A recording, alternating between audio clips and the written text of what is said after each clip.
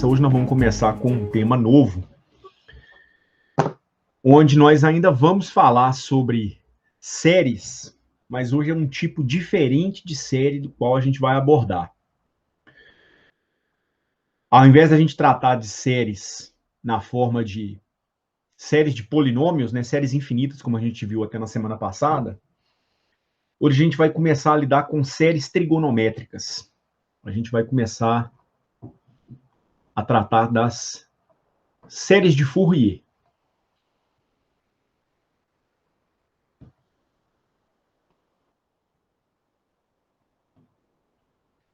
Lá no Butkov é o terceiro capítulo do livro, se eu não estou enganado.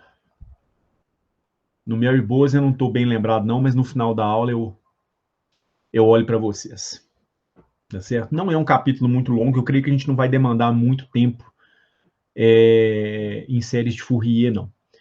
Eu vou colocar como uma motivação a análise desse problema aqui.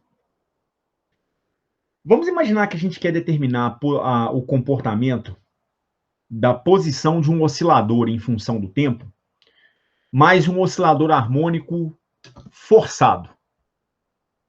Ou seja, um oscilador harmônico que é sujeito à ação de alguma força externa, com uma característica especial, como a gente vai colocar. Então, basicamente, a gente vai ter isso aqui. Eu vou imaginar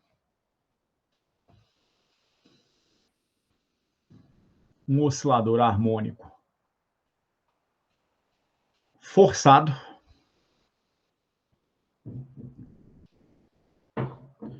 e eu vou imaginar que ele se move em um meio resistente.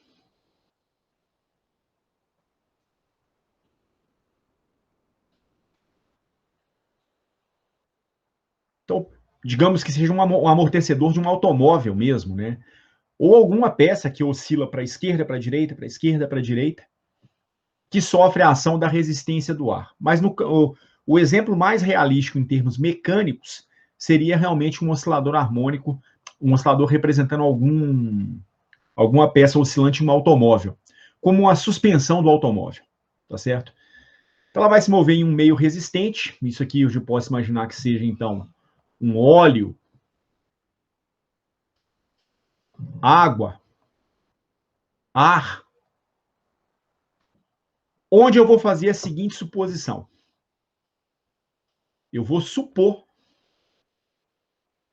que essa força de resistência devido a esse meio onde o oscilador se movimenta, ela é dependente da velocidade, isso normalmente a gente espera que seja verdade mesmo.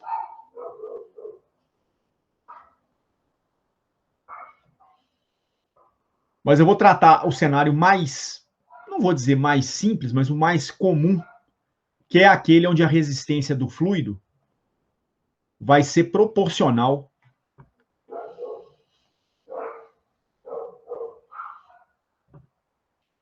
à velocidade. Isso é extremamente comum.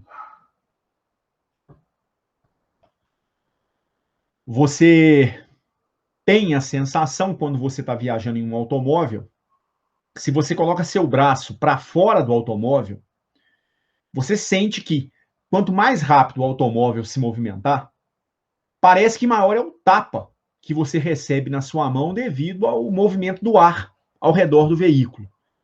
Então é muito razoável imaginar que haja uma dependência da força de resistência, uma força de arraste, como a gente costuma dizer, né? Que essa força tem alguma dependência com a velocidade. Só que a gente está cravando que a gente vai tratar uma situação em que a força ela é proporcional ao valor da velocidade. Obviamente, por ser uma força de resistência, ela vai ser oposta ao movimento do objeto. Então, digamos que o meu oscilador ele oscila entre essas duas posições aqui, menos A e A, tem um ponto de equilíbrio O. Digamos que nesse momento nosso oscilador esteja aqui. Então eu tenho uma certa massa M. Em relação a essa posição de equilíbrio, eu tenho uma posição X, que é dependente do tempo. Temos uma mola acoplada nesse objeto, com a constante de elasticidade K. Essa mola exerce uma força para a minha esquerda, caso o objeto estiver se movimentando para a minha direita, nessa posição. Então, digamos que nesse instante ele se move com uma certa velocidade v para a minha direita, né? Então, a mola vai tentar trazê-lo para a posição de equilíbrio novamente. Eu estou imaginando a presença de uma força de resistência do fluido, que eu vou chamar de força de arraste. Essa força ela vai ser oposta ao movimento do objeto em todos os instantes.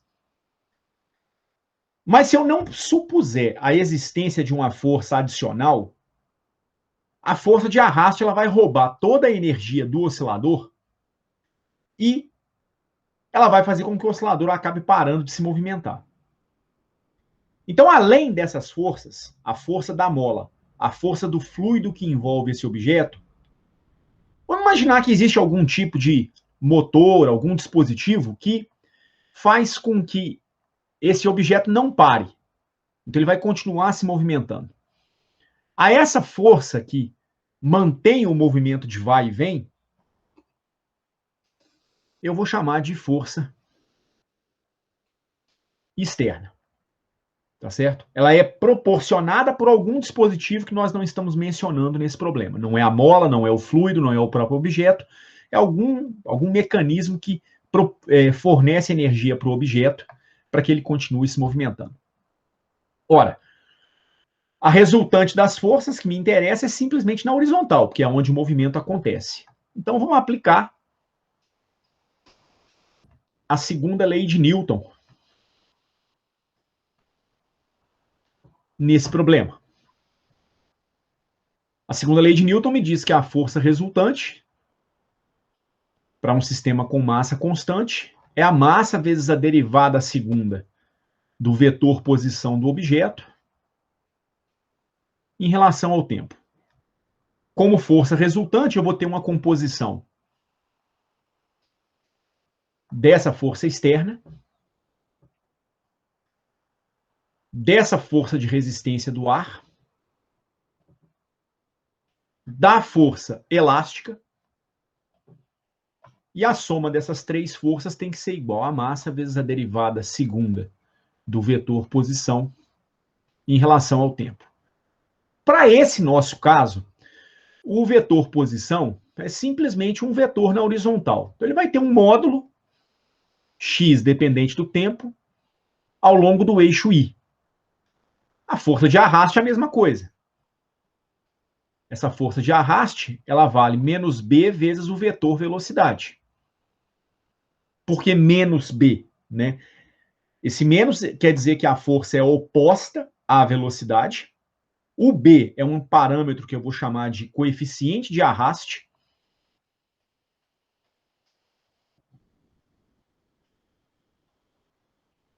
E é simplesmente um fator que estabelece a proporção entre a força de arraste e a velocidade, uma vez que eu estou imaginando que a força é proporcional à velocidade. Essa força de arraste ela poderia ser escrita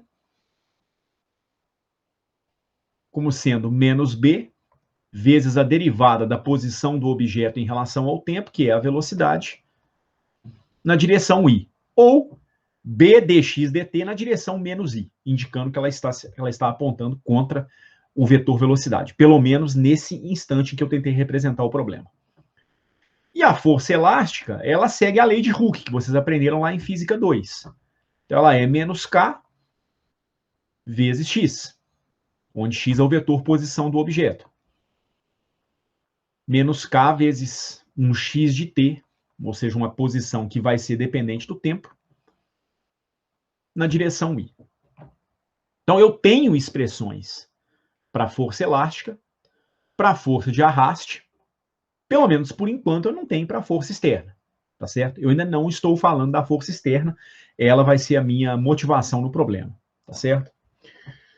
Bom, eu vou substituir, então, essas expressões na segunda lei de Newton e vou, então, ficar com o seguinte.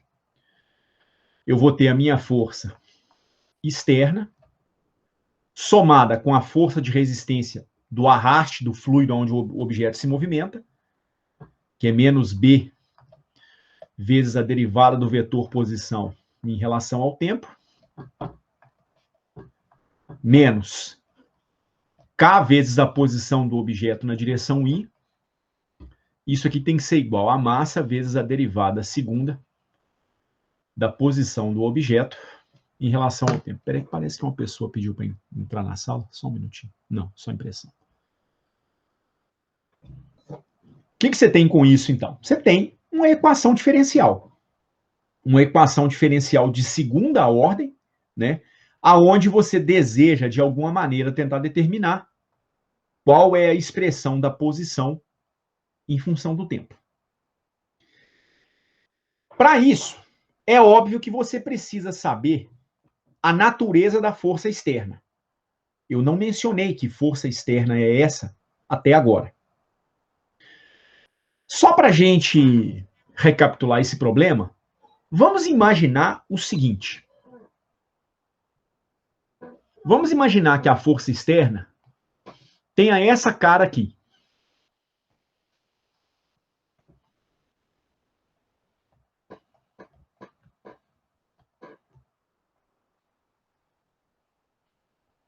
Eu vou fazer duas suposições a respeito dela. Na suposição A, que vai ser uma espécie de um primeiro exemplo, essa minha força externa enquanto função do tempo vai ser uma função trigonométrica, do tipo um seno ou um cosseno. Então ela vai ter uma amplitude F0 vezes o cosseno de uma frequência angular vezes o tempo na direção Y. Então trata-se de uma força externa periódica. Ela é repetitiva no tempo. Ora, então, vai ser positiva, ora vai ser negativa.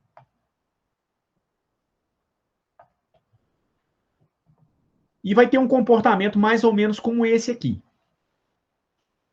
Se você fizer um gráfico dessa força externa em função do tempo, pelo menos do módulo, né, dessa força externa, isso aqui vai seguir uma cossenoide. Então você vai ter um gráfico mais ou menos como esse aqui. Esse vai ser o gráfico da sua força em função do tempo. Para determinados instantes de tempo, essa força vai valer menos F0. Para determinados valores de tempo, ela vai valer mais F0. Ela tem um período, ou seja, um intervalo de tempo no qual ela volta a repetir o seu comportamento novamente. E esse período guarda relação com esse parâmetro ômega. Na verdade, esse período ele vale 2π sobre uma frequência angular. Então, T é igual a 2π sobre ômega. Esse ômega ele é igual a frequência angular.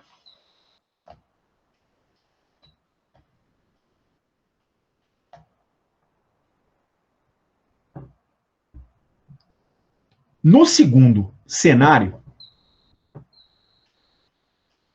eu vou imaginar uma força externa diferente. Eu vou imaginar que essa minha força externa tem graficamente esse comportamento aqui. Nem vou construir uma expressão para ela, por enquanto não.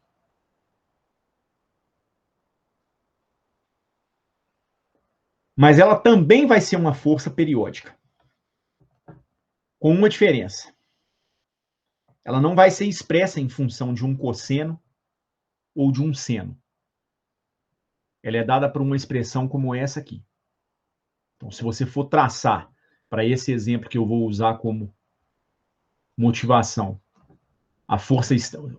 módulo da força externa em função do tempo, ela vai crescer linearmente com o tempo até atingir um determinado valor F0.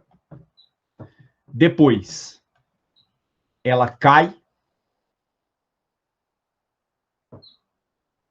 Depois, ela volta a subir de novo. Depois, ela cai outra vez. Depois, ela volta a subir de novo. Depois, ela cai outra vez. Em intervalos de tempo que são bem distintos um do outro. Então, aqui eu vou ter um intervalo de tempo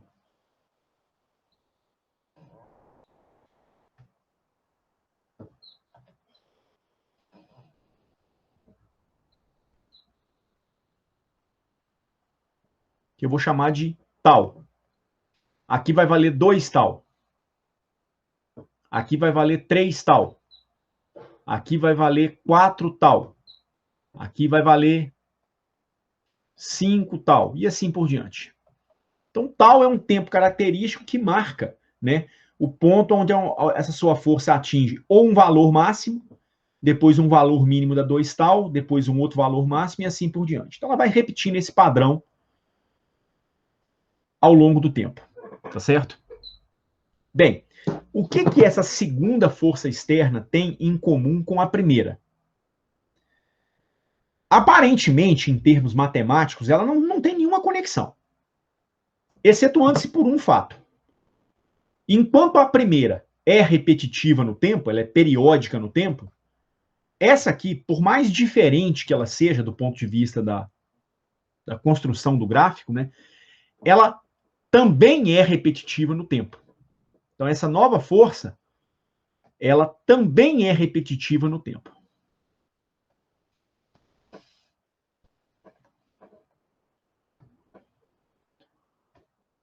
A pergunta que a gente deve fazer, então, a partir de agora é a seguinte: como que você vai resolver essa equação diferencial para a segunda lei de Newton? Imaginando o primeiro cenário, que é bem mais simples, ou esse segundo cenário, em que a força é repetitiva, mas nós ainda não definimos bem qual que é a cara dessa força. Sabemos apenas que é uma função periódica, né, que vai se repetindo indefinidamente. Isso vai ser o assunto da nossa aula, então, a partir de hoje. É aí que vai entrar esse conceito de séries de Fourier. Na verdade, o que a gente vai conseguir mostrar é que todo sinal físico que é repetitivo no tempo, ele pode ser escrito como uma série, não é uma série polinomial, como a gente tinha visto até semana passada, mas uma série de funções periódicas do tipo seno e cosseno. E a essa série nós damos o nome de série de Fourier. Antes que eu passe para a análise do cenário B, que é o que realmente me interessa, todo mundo saberia resolver esse problema com essa força dada por essa expressão do item A, do cenário A?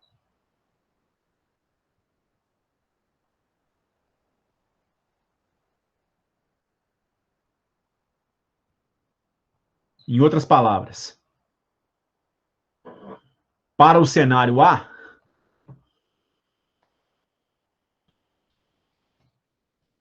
eu tenho que a força externa em função do tempo, pode ser um motor, por exemplo, né? Ela vale F0 cosseno de ômega t na direção I. Então, eu teria F0 cosseno de ômega t na direção I menos B vezes a derivada da posição da partícula em relação ao tempo na direção I, menos K vezes X na direção I. Isso aqui é igual a massa vezes a aceleração da partícula, que é a derivada segunda do vetor posição, também ao longo de I. As forças, elas são todas horizontais. Então, no final das contas, né, se eu dividir todos os termos pela massa e rearranjar esses termos, eu teria a seguinte equação diferencial. derivada segunda de x em relação a t, mais a constante de arraste sobre a massa, vezes a derivada de x em relação ao tempo, mais a constante de elasticidade sobre a massa, vezes a posição do objeto. Isso aqui é igual a F0 cosseno da frequência angular dessa força externa vezes o tempo. Então, vou refazer a pergunta. Todos vocês saberiam resolver essa equação diferencial? Saberiam como encontrar a expressão da posição em função do tempo para esse oscilador se a força externa tiver essa cara? Um cosseno de ômega t ou um seno de ômega t, algo do tipo?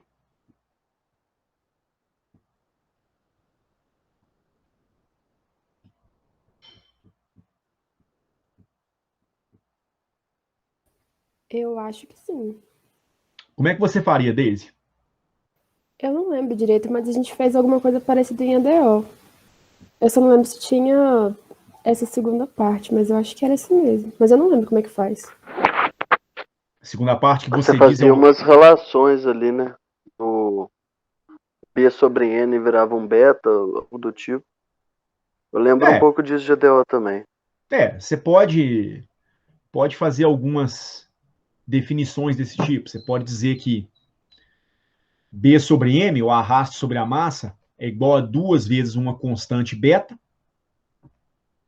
E você pode definir K sobre M como uma outra constante, que é um ômega zero elevado ao quadrado.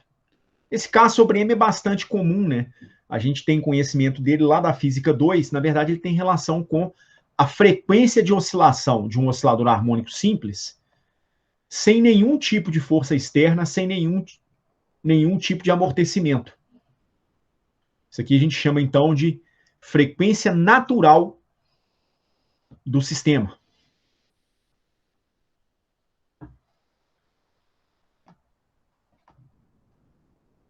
É a frequência com a qual ele iria ser colocado para oscilar se não houvesse nenhum atrito, se não houvesse nenhuma força externa. Então, tá, tudo O que eu bem. tinha visto antes, então, era sem o cosseno de ômega t, né? O F Então, cosseno de ômega t. então você resolveu a Creio que EDO.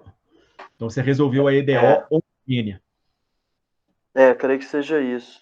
Que é muito similar, né? Muito similar a quê? Não, essa daí.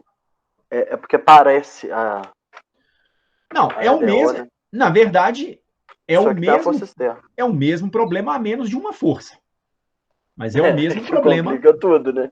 Complica. Complica um pouco.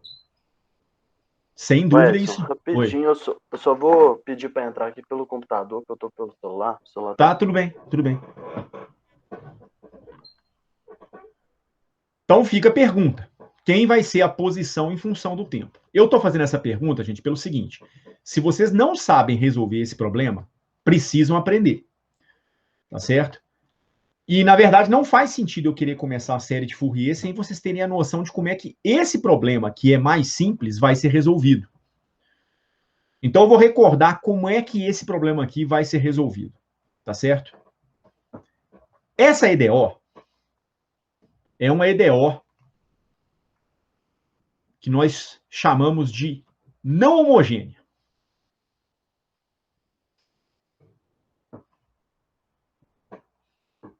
O que isso quer dizer? O termo não homogêneo quer dizer que o lado direito da equação diferencial é diferente de zero. Quando ele é igual a zero, a gente tem a solução da EDO homogênea.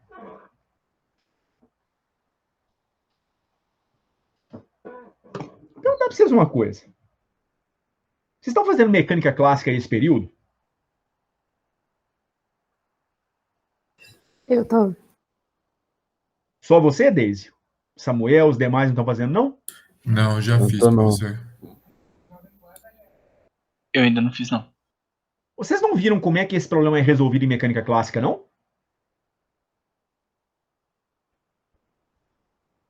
Edson, eu lembro que você fez, eu não era inscrito na disciplina, mas eu acompanhei aquela disciplina de introdução a métodos, eu lembro que você resolveu.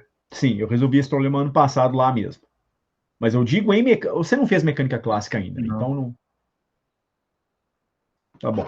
Bom, como que uma equação diferencial não homogênea é resolvida? Ela é resolvida da seguinte maneira. Você precisa da solução da EDO homogênea. Na verdade, é o seguinte. A solução de uma EDO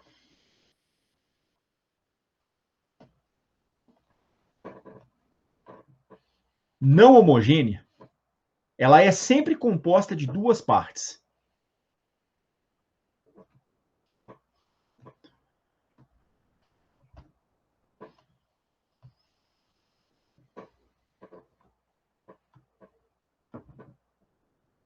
Ela é formada pela solução da EDO homogênea. Essa, então, é a primeira parte.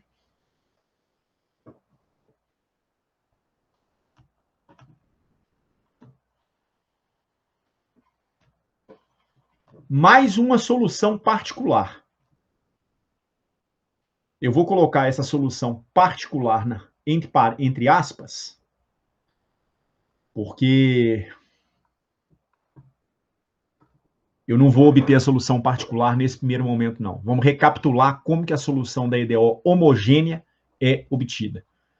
Então, o fato é o seguinte. A posição desse oscilador, na teoria de equações diferenciais, ela pode ser escrita como a soma da EDO homogênea, da solução da EDO homogênea, com uma solução particular XP de T. Vamos então resgatar a solução da EDO homogênea.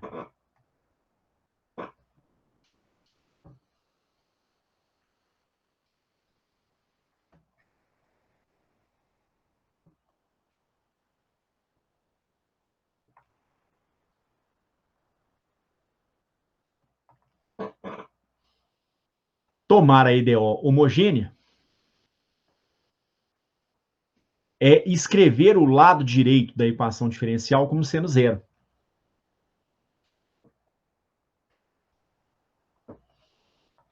Ou seja, você resolveria a equação diferencial desconsiderando a presença da força externa. Então, esse x que vai ser obtido agora, ele é uma função que nós denominamos de x homogêneo, pelo fato de que a equação diferencial ela está igualada a zero. Ô, gente, olha só. Como que boa parte das equações diferenciais é resolvida? Muito honestamente, boa parte da solução das equações diferenciais é resolvida no chute. Não pode ser um chute burro. Tem que ser um chute que é consistente com a cara que a sua equação diferencial possui. Porque, veja bem, você tem essa equação diferencial na sua frente. Você sabe quem é o x de t? Não. Pelo visto, a maioria não se lembra. Mas vejam só, não pode ser uma função qualquer. Digamos que você está resolvendo um problema como esse na hora de uma prova, você está desesperado, aí você fala o seguinte, você chuta a solução como sendo isso aqui. Quem está anotando nem precisa anotar não, por favor. Eu sei que o Samuel gosta de anotar. Não anota não, Samuel. Isso é só um rascunho. Imagina que essa função x de t é uma função de um polinômio de primeiro grau. Então isso aqui vale um a vezes t mais b. Por que eu estou usando esse chute? Porque é o mais simples possível. Tá certo? A única razão. Bem, se ele é o mais simples possível, vamos ver então se ele realmente resolve essa equação diferencial. E aí eu teria que calcular a derivada segunda em relação a t de a vezes t mais b. Mais 2β vezes a primeira derivada em relação ao tempo de a vezes t mais b. Mais ômega zero ao quadrado vezes a vezes t mais b. Foi isso que você chutou para a sua função x de t. E isso aqui tem que dar zero. Será que esse trem realmente vai dar zero? A derivada segunda, por exemplo, ela vai dar zero. Por quê? Você deriva a primeira vez, né? Vai sobrar o termo A. O A é uma constante. Deriva novamente, vai dar zero. Então, a segunda derivada não vai contribuir com nada para essa sua solução. O próximo termo depende de uma primeira derivada. Isso aqui vai dar 2β vezes A. Porque a derivada de AT em relação ao tempo é A derivada de B em relação ao tempo é igual a B. Mais ômega zero ao quadrado vezes AT mais B igual a zero. Isso não está com cara nenhuma de ser solução dessa equação diferencial. Na verdade, o que isso aqui vai te dar apenas é um instante de tempo em que essa equação diferencial, em que esse seu chute faria a equação diferencial dar zero. Se você isolar o tempo, você teria o quê? O tempo seria igual a menos 2β vezes A menos ômega ao quadrado vezes B sobre ômega zero ao quadrado vezes A. Você encontrou um instante de tempo. Cadê o X? Para onde o X foi? O X não era para desaparecer. Então, esse seu chute, ele é péssimo. Essa equação diferencial não vai ser resolvida por um polinômio. Nem de primeiro grau, nem de segundo, nem de terceiro, nem de quarto. Aí você começa a pensar o seguinte.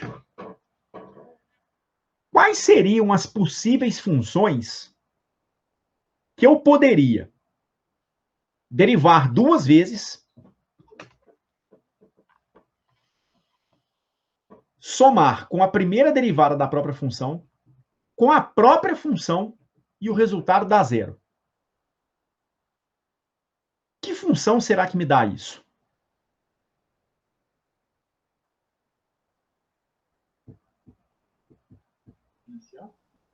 Quem? Quem falou exponencial? Talvez uma exponencial. Talvez um seno, um cosseno. Talvez tenha jeito. Então, um bom chute para uma equação diferencial como essa é o seguinte. Então, esse nosso chute aqui foi péssimo. Então, eu vou supor um novo chute.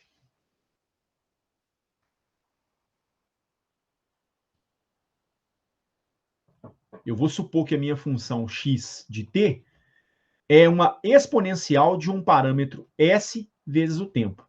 Quem que é esse s? S, ele será determinado nesse problema.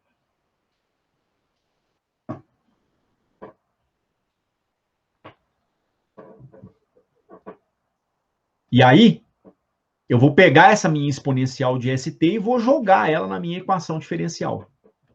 Com isso, o que eu vou obter? Eu vou obter quais são os possíveis valores de S que farão com que uma exponencial seja a solução do meu problema. Então, você vai atacar o problema de forma indireta. Você vai supor que a solução é do tipo exponencial. Uma exponencial vai depender de algum parâmetro, né? Aqui na cabeça da exponencial. Qual será o valor ou os valores desse parâmetro para que essa equação diferencial seja resolvida por uma função exponencial? Será que pode ser qualquer valor? A gente vai ver que não. Não pode ser qualquer valor. Mas vamos lá. Vamos calcular a primeira derivada. A derivada de x em relação ao tempo é igual a s vezes a exponencial de st. Já a derivada segunda de x em relação ao tempo é igual a s ao quadrado, o s vai descer mais uma vez, exponencial de st. Se eu usar essa primeira derivada, a função e a segunda derivada na minha equação diferencial, eu vou ficar então com o seguinte. No lugar da segunda derivada, S ao quadrado vezes a exponencial de ST. Mais 2 beta vezes S vezes a exponencial de ST, porque era 2 beta vezes a primeira derivada. Mais ômega zero ao quadrado vezes a exponencial de ST igual a zero. Reparem que a exponencial de ST se tornou um fator presente em todos os termos. Então, eu posso colocar essa exponencial em evidência.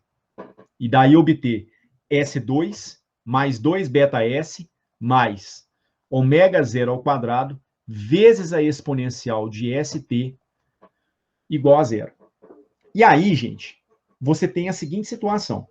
Você tem um produto de duas funções. Esse produto dá zero.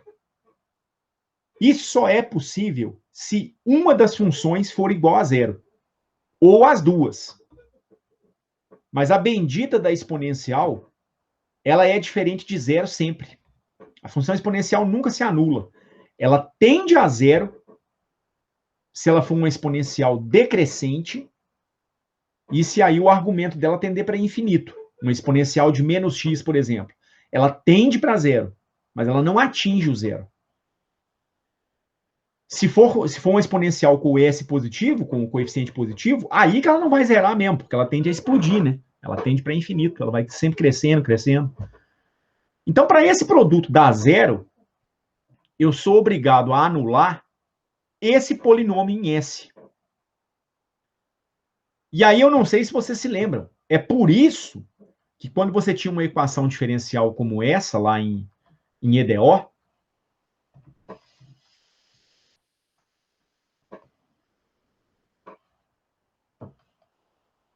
é por isso que você fazia a seguinte operação.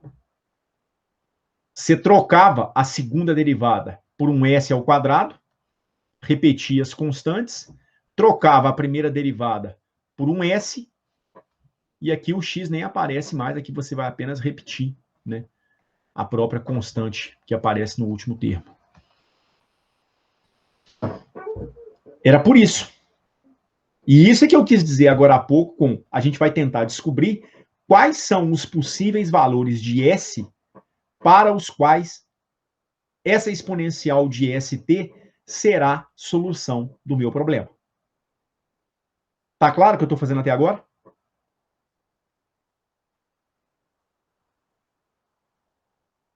Sim. Ok? Ok. Então, veja que o bonito nesse negócio é que, no fundo, a solução da sua equação diferencial foi convertida na solução de uma equação do segundo grau. Você transformou um problema de um EDO de segunda ordem num polinômio de segundo grau, igualado a zero. Então, a gente tem que resolver esse negócio aqui.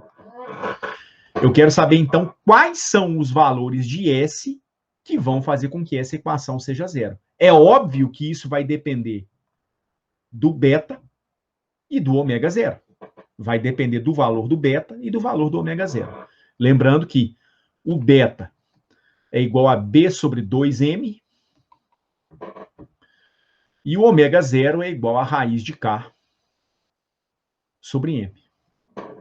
Então, os possíveis valores de S, obviamente, serão influenciados, né, pelo valor de beta. Então, vai depender do arraste, vai depender da massa do oscilador e também da constante de elasticidade da mola que você colocou no problema. Ok? Mas isso aqui agora é uma equação do segundo grau. Então, eu vou ter que calcular o discriminante, que vai ser igual a 2 beta ao quadrado menos 4 vezes 1 vezes ômega zero ao quadrado. Isso aqui vai dar 4 beta ao quadrado menos 4 ômega zero ao quadrado. Seu delta, então, dá 4 que multiplica B ao quadrado sobre 4 M2 menos, vou colocar esse 4 em evidência, né? K sobre M. que é o ômega zero elevado ao quadrado. Ou ainda, 4 que multiplica B sobre 2M elevado ao quadrado menos K sobre M. Então, os valores de S seriam iguais a quanto? Menos B, ou seja, menos 2 beta, mais ou menos a raiz do delta, que dá 2 sobre raiz quadrada de B sobre 2M elevado ao quadrado, menos K sobre M,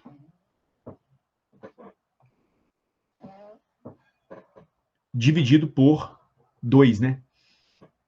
Porque o termo de ordem mais alta no seu polinômio de segundo grau é 1, né? Então, é 1 vezes S2, 2A, então, vai dar 2 vezes 1, que é igual a 2.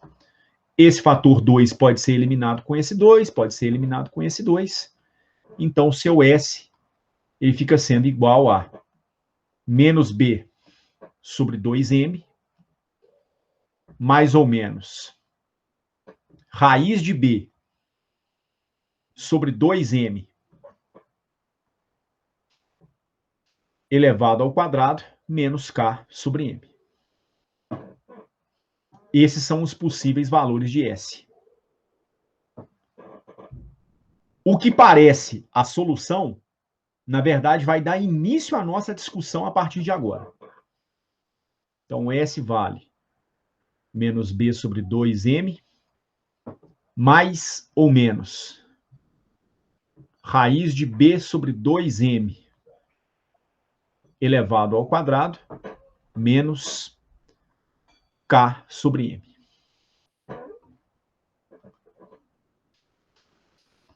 Por que eu digo que a discussão vai começar agora? Porque, na verdade, se você conhece os valores de M, da massa do oscilador, da constante de elasticidade da mola e do parâmetro de arraste, em princípio você está habilitado a calcular o S. Mas, fisicamente, a gente não pode se esquecer que você poderia fazer o arraste sobre 2M ao quadrado maior que K sobre M. Você pode escolher os materiais de tal forma que B sobre 2M ao quadrado é igual a K sobre M. E aí a raiz do seu delta daria a raiz de 0. E você tem uma outra possibilidade, que é o arraste sobre 2M ao quadrado ser menor do que K sobre M. E aí você vai ter a raiz de um número negativo. Esses 3 cenários precisam ser analisados, porque esses 3 cenários eles apresentam 3 soluções físicas distintas.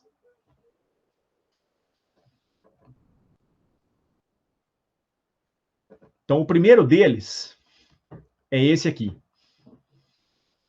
B sobre 2M ao quadrado menos K sobre M maior do que 0. Aqui você tem, então, o seu delta, o seu discriminante da equação do segundo grau, maior do que 0. Isso aqui vai me dar B sobre 2M ao quadrado maior que K sobre M. Esse sistema, ele é chamado de sistema superamortecido.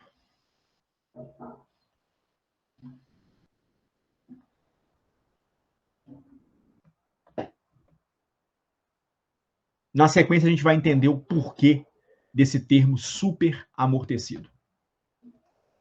Esse caso é o menos complicado para a gente.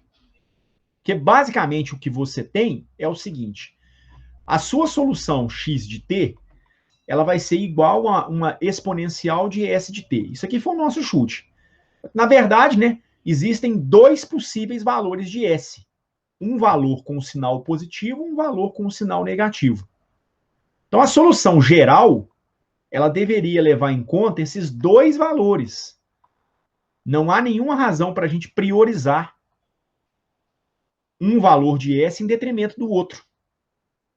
Então, a solução geral ela deve ser expressa como uma combinação linear de uma constante C1 vezes a exponencial de S mais vezes o tempo, ou seja, aquele valor de S para o qual o sinal é positivo, mais uma outra constante C2 vezes a exponencial do valor com menos, né? Menos raiz de delta para o S. Sua solução X em função do tempo seria o que, então? C1 vezes exponencial do S, que é menos B sobre 2M, mais a raiz do delta vezes o tempo, mais uma constante C2 vezes a exponencial de menos B sobre 2M, aqui tem que, os dois termos são multiplicados pelo tempo, né? Menos a raiz do delta vezes o tempo. O que a gente observa? Observa que o fator exponencial de menos B sobre 2M, ele aparece nas duas exponenciais. Ele poderia, então, ser colocado em evidência. Isso aqui, então, vai dar exponencial de menos B sobre 2M vezes o tempo, que multiplica C1 vezes a exponencial da raiz de delta vezes o tempo, mais C2 vezes a exponencial de menos a raiz do delta vezes o tempo. Essa aqui seria a sua solução geral. Claro que você vai precisar de condições iniciais para especificar o C1 e o C2. Conhecer, por exemplo, a posição em t igual a 0 segundos. Conhecer a velocidade em t igual a 0 segundos. Coisas desse tipo. Tá certo? Mas essa é a solução geral para o primeiro cenário.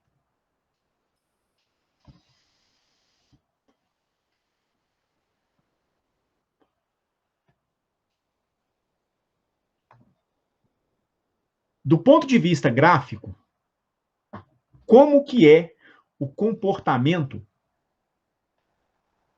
dessa solução? Se você vai fazer um gráfico da sua solução x de t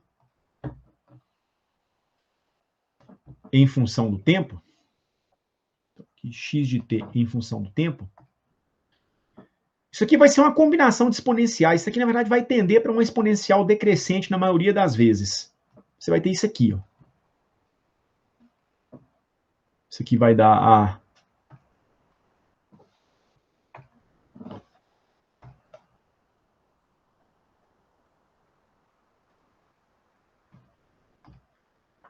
algo como isso aqui.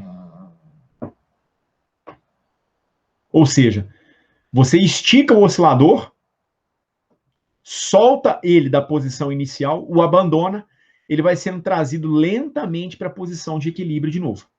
Tá certo? Quem governa essa trazida do oscilador para junto da posição de equilíbrio, basicamente é esse termo aqui. A exponencial que depende do parâmetro de arraste. Basicamente é esse cara, tá certo? Que vai fazer com que a posição tenha esse comportamento em função do tempo. Então, basicamente, o que acontece é o seguinte. Tá aqui a posição de equilíbrio. Tá aqui o seu oscilador em t igual a 0. Tá aqui a mola esticada.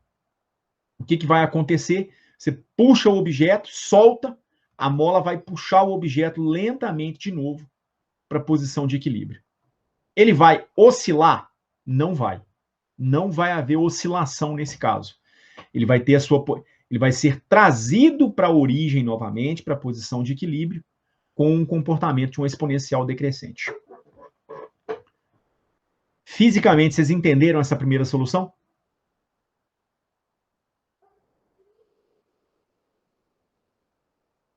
Edson, então ele está nessa posição e volta para a posição igual a 0. Ele não ele não vai para menos x, então. Não, não vai. Entendi. Exatamente por isso ele não vai oscilar. Não vai. É exatamente isso que vai acontecer. Imagina que você está colocando o seu oscilador dentro de um óleo muito viscoso. Ou mel, por exemplo, que é viscoso pra caramba. Você puxa ele dentro de um container de mel e solta. A mola lentamente vai trazer ele de novo para a posição de equilíbrio. Mas ele não vai conseguir oscilar dentro daquele ambiente. É isso que essa solução vai estar dizendo para nós.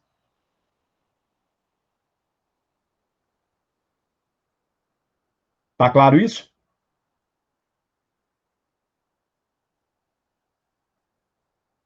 Tá, sim. Sim. Bom, vamos então passar para o segundo cenário. Esse cenário foi o cenário em que o delta foi maior do que zero. Agora vamos construir o segundo cenário, que é o delta exatamente igual a zero. Quando você tem o delta igual a zero, vocês devem se lembrar de quando vocês resolvem uma equação do segundo grau, o que acontece quando o delta é zero. O que acontece com as raízes da equação do segundo grau se o delta for zero?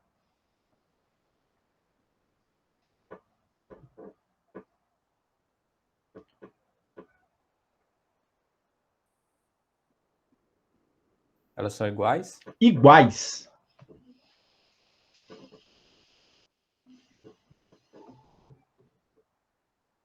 Ou seja, as suas raízes eram S igual a menos B sobre 2M, mais ou menos a raiz de B sobre 2M elevado ao quadrado, menos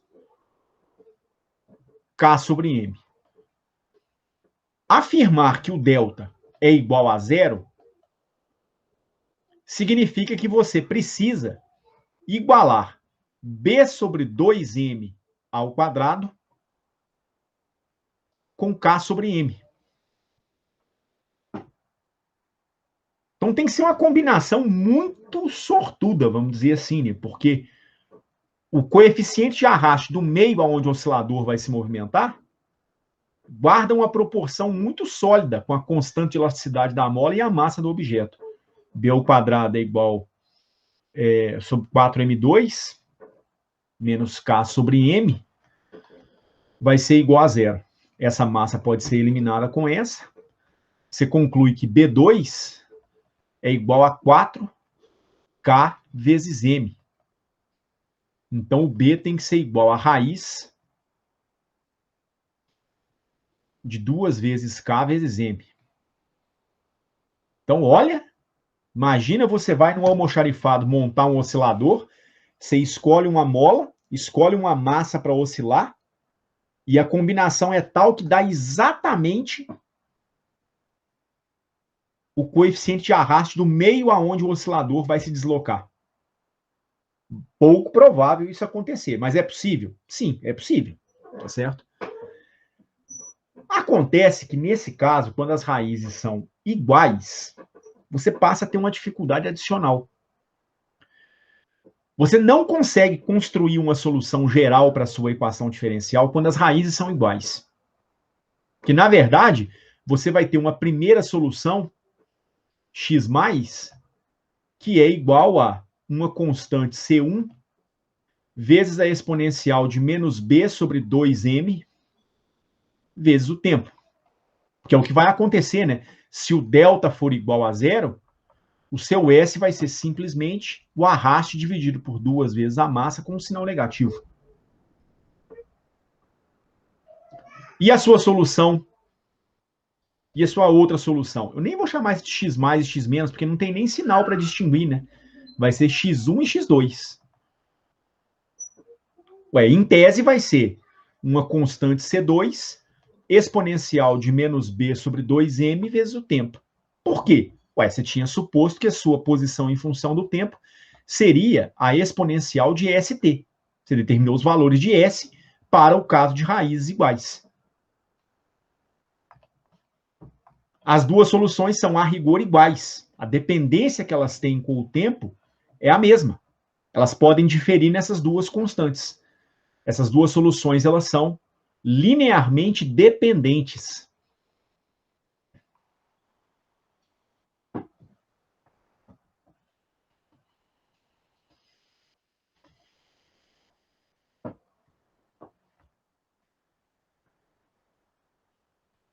e duas soluções linearmente dependentes não podem formar uma solução geral.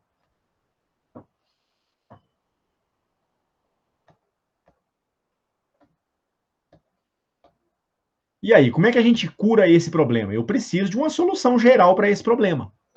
Como é que a gente cura essa deficiência que essa solução apresentou?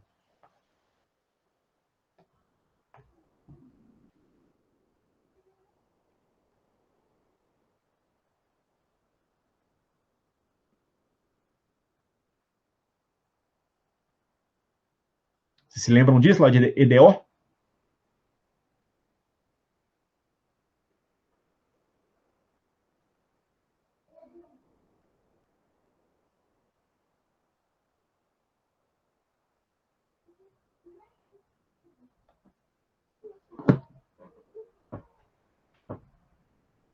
Ninguém, gente, nenhum chute.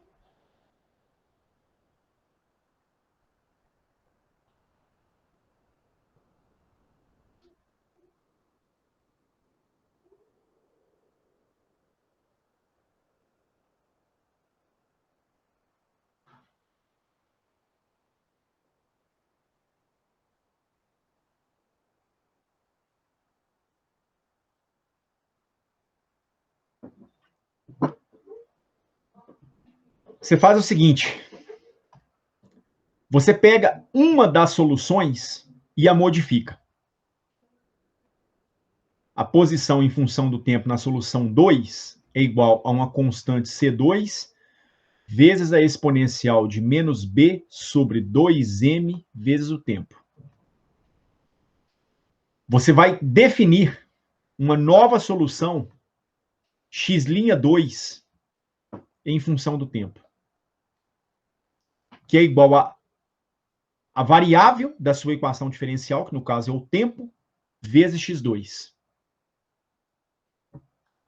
Isso aqui dá t vezes C2 exponencial de ST. E isso aqui você consegue mostrar que é uma solução linearmente independente com a primeira. E aí você consegue construir a solução geral. A solução geral é uma combinação linear das duas soluções que você encontrou. Mas o método sempre é esse. Se você encontra um discriminante para um EDO de segunda ordem que é igual a zero, então as duas soluções são iguais, você não pode construir a solução geral com essas soluções iguais. Você vai pegar uma delas e vai multiplicar pela variável da tua equação diferencial. No caso, é o tempo. Então, isso aqui seria igual a x1 em função do tempo, mais x2' em função do tempo. Ou C1 exponencial de ST, mais C2 vezes T, vezes a exponencial de ST. Com esse S sendo igual a menos B sobre 2M, para o caso de raízes iguais. Então, a posição x em função do tempo, ela se torna uma constante C1 mais C2 vezes o tempo, vezes a exponencial de menos B sobre 2M vezes o tempo.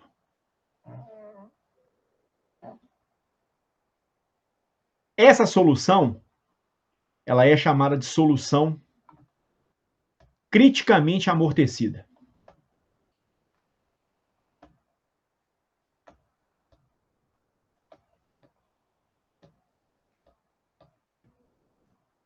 Então, é aquela que vai ser obtida quando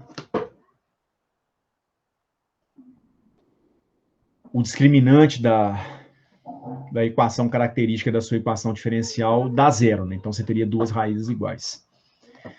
E graficamente, como costuma ser a cara dessa sua solução? Mais ou menos costuma dar isso aqui.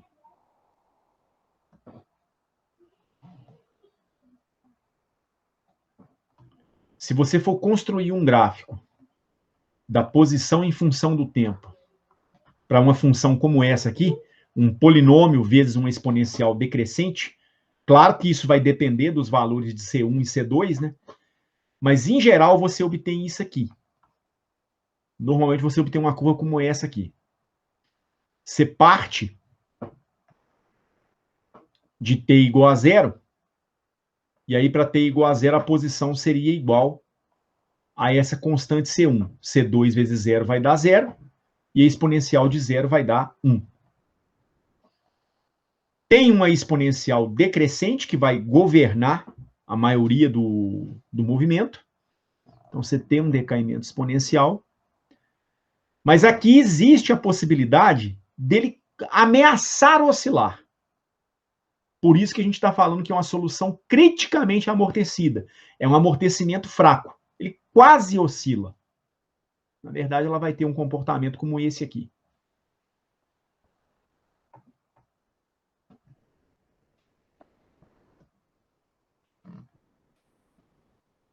Ela dá uma pequena chicoteada aqui embaixo. Depois ela volta e aí ela tende para zero de novo. Então ele ameaça, se você pensar em termos de um sistema massa-mola, ele passa da origem, afasta um pouquinho da origem para a esquerda, depois ele volta de novo, mas volta com uma velocidade bem fraquinha, ele vai praticamente parar perto da origem. Ele vai estacionando novamente. Se vocês quiserem, eu não vou fazer isso agora não. Substituam essa relação na equação diferencial e confiram se realmente vai ser solução. Vai. Com certeza será a solução. E esse é o método, viu? Quando as raízes da equação característica são iguais, você constrói a primeira solução e a segunda é construída a partir da primeira. Ela é construída multiplicando a primeira solução pela tua variável, no caso, pelo t. Então, substituir na EDO e conferir que é a solução. Chequem isso aí depois para a gente.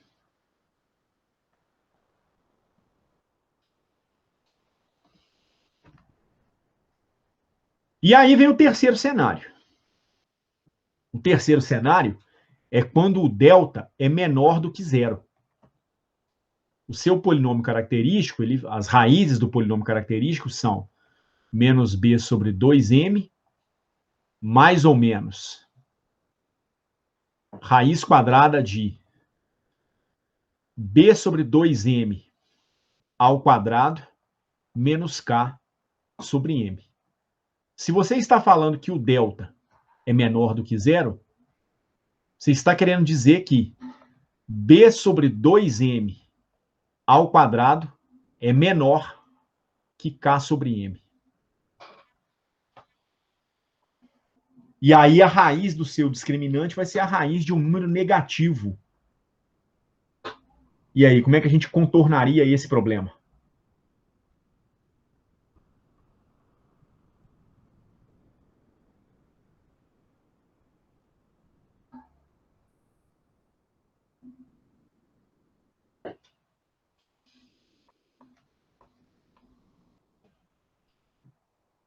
Aí cairia em números complexos, Ed? Vai cair numa solução do tipo complexa, com toda certeza. Porque você pode remanejar essa equação da seguinte maneira. Você pode colocar um sinal negativo em evidência aqui dentro desse seu radicando. Aí você teria a raiz de menos 1 vezes k sobre m menos b sobre 2m elevado ao quadrado.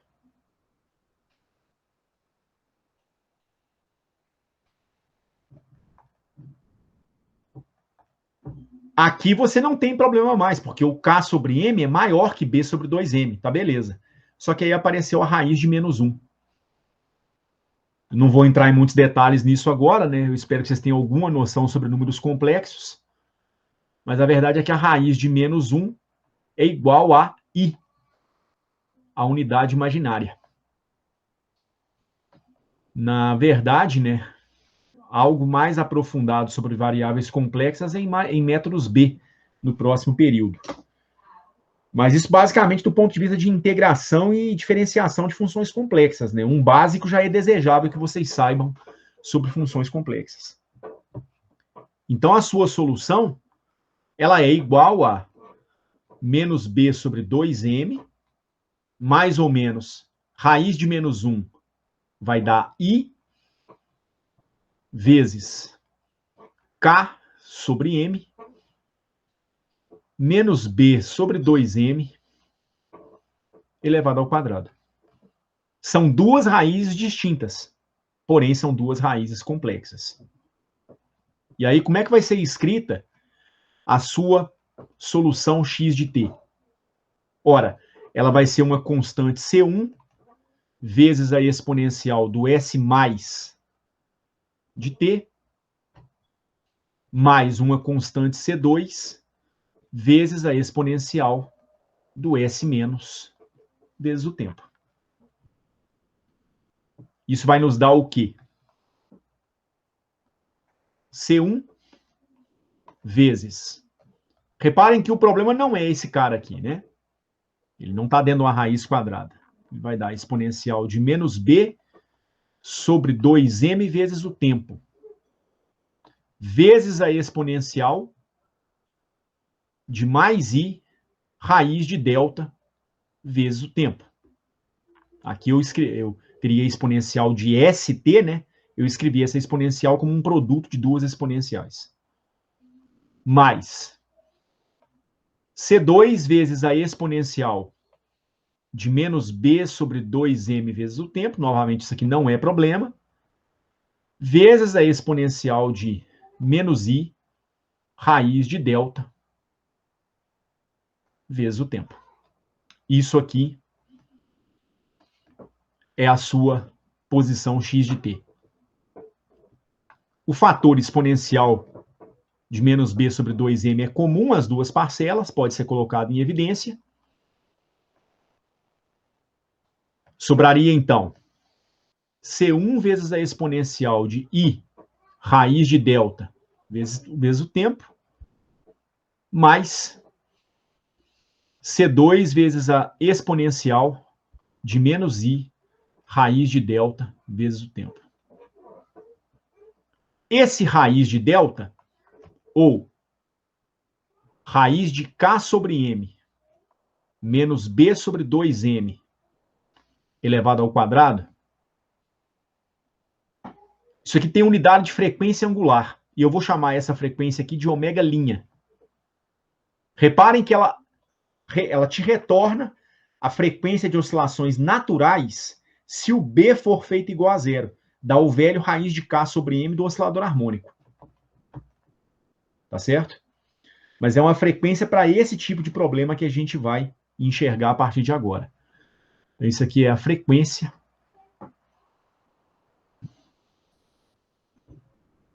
das oscilações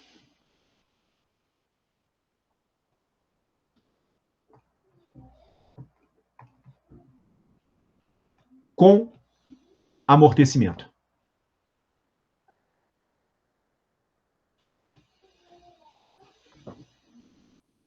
Mas há um negócio muito interessante a respeito dessa exponencial complexa. Eu antecipo para vocês uma relação que vocês ainda vão ouvir falar muito nela, que é a chamada relação de Euler para exponenciais complexas. A exponencial de i vezes uma certa quantidade x,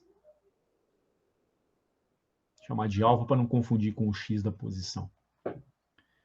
Isso aqui você consegue demonstrar que é igual ao cosseno desse ângulo alfa mais i vezes o seno desse ângulo alfa. Por que nós estamos falando, então, em oscilações? É porque as exponenciais complexas, elas equivalem a funções oscilantes, funções do tipo cosseno e seno, combinações, né, de cossenos e senos. E é isso que eu vou fazer a partir de agora. Para tentar obter a solução geral, eu vou escrever isso da seguinte maneira. Isso vai dar exponencial de menos b sobre 2m vezes o tempo, que multiplica C1 que multiplica exponencial de I raiz de delta ou raiz de ômega' vezes o tempo. Aliás, raiz de exponencial de I raiz de delta ou exponencial de I ômega'. Mas exponencial de I qualquer coisa é o cosseno daquela coisa mais I seno daquela coisa. Então isso aqui me daria cosseno de ômega' vezes o tempo, que é o argumento da sua exponencial, né? O ômega' vezes o tempo, mais I vezes o seno de ômega' vezes o tempo. Aí vem a parte dependente de C2. Aí em C2 a gente vai ter o quê? C2 vezes o cosseno de ômega' vezes o tempo. E aí, pelo fato da exponencial ser negativa, a relação de Euler se modifica. O sinal relativo do seno e do cosseno é positivo se aqui for mais I alfa. Mas se for negativo, aí o sinal relativo passa a ser menos também. Aí dá cosseno menos I seno. Então o C2 ele vai se transformar em cosseno de ômega' vezes o tempo, menos I vezes o seno de ômega' vezes o tempo. Essa é a expressão da sua posição em função do tempo. Mas ela ainda pode ser, vamos dizer assim, mais bem acomodada. Dá para ajeitar ela um pouquinho. E é isso que eu vou fazer na sequência. Eu vou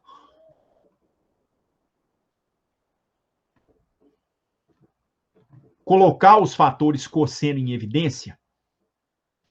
Vou ficar com C1 mais C2 vezes o cosseno de ômega' vezes o tempo. E depois eu vou colocar mais I que multiplica C1 menos C2. Isso aqui vai ser multiplicado por seno de ômega' vezes o tempo. Só remanejei os termos, então, evidenciando a dependência em cosseno de ômega t e seno de ômega t. Antes que eu prossiga, alguma pergunta até esse momento?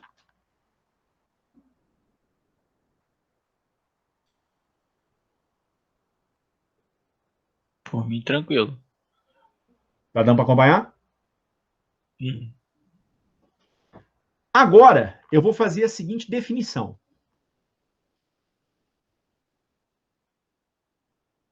Como eu tenho duas constantes, C1 e C2, eu vou definir duas novas constantes.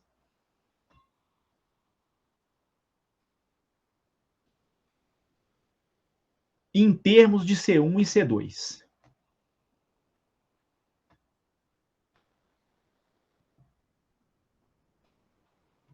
Que vão ser essas aqui. Eu vou definir C1 mais C2 como sendo uma constante A vezes o cosseno de um certo ângulo delta.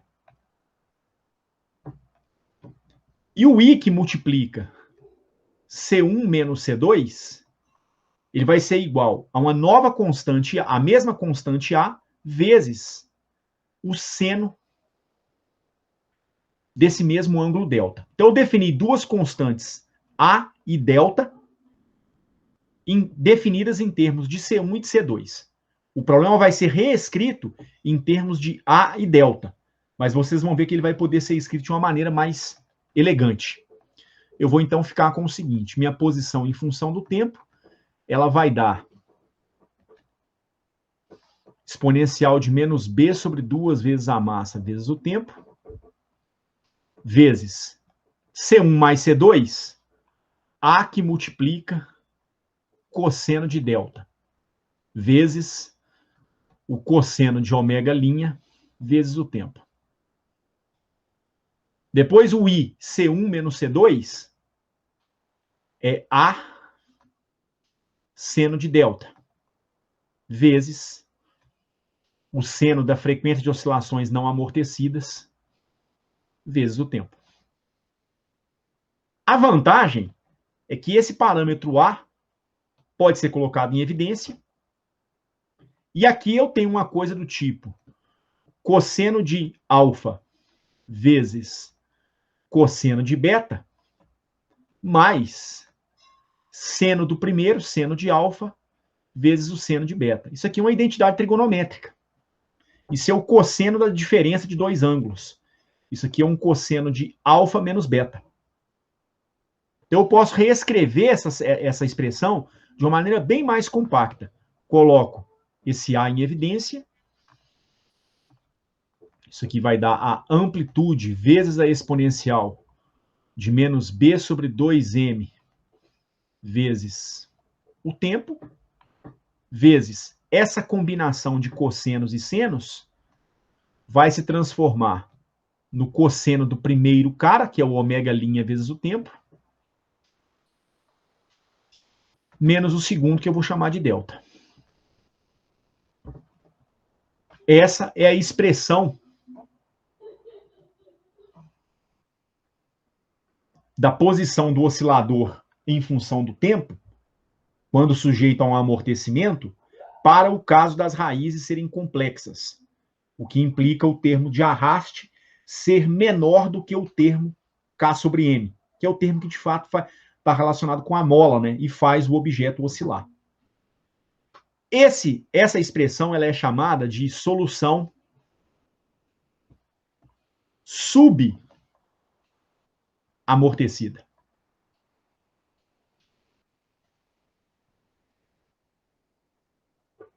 Porque você não tem um amortecimento perfeito. Porque você tem um termo que é oscilante.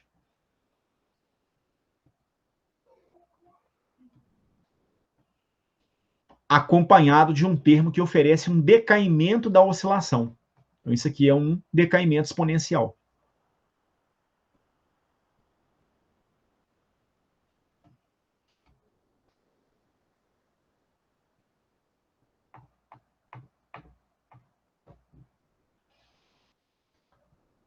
E do ponto de vista gráfico? Bem, do ponto de vista gráfico, você vai ter uma coisa mais ou menos desse tipo aqui.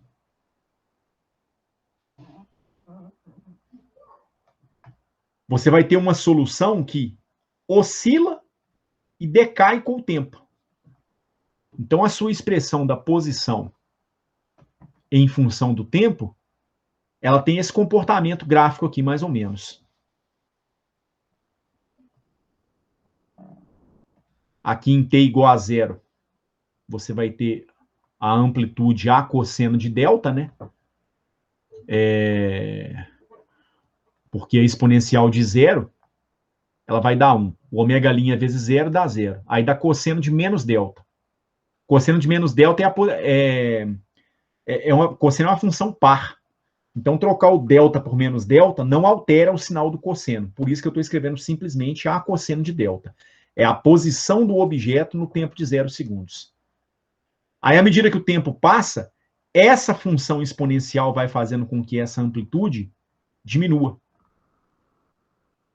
Então, ao contrário de um oscilador harmônico simples, em que ele volta na posição natural dele, na posição original, aqui ele vai voltar numa posição menor. E à medida em que o tempo passa, o termo de arraste vai roubando energia. E aí, com isso, a amplitude vai ficando cada vez menor. Até que o objeto estaciona no equilíbrio novamente. Essa curva que está envolvendo essa senoide de amplitude decrescente, né? É exatamente o termo A vezes a exponencial de menos B sobre 2m vezes o tempo. A gente costuma dizer que essa curva é o envelope da solução. Né? A solução ela vai ser limitada pela exponencial decrescente.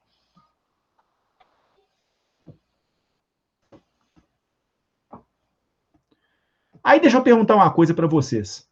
Suponhamos que vocês foram contratados para uma empresa que constrói amortecedores de veículos.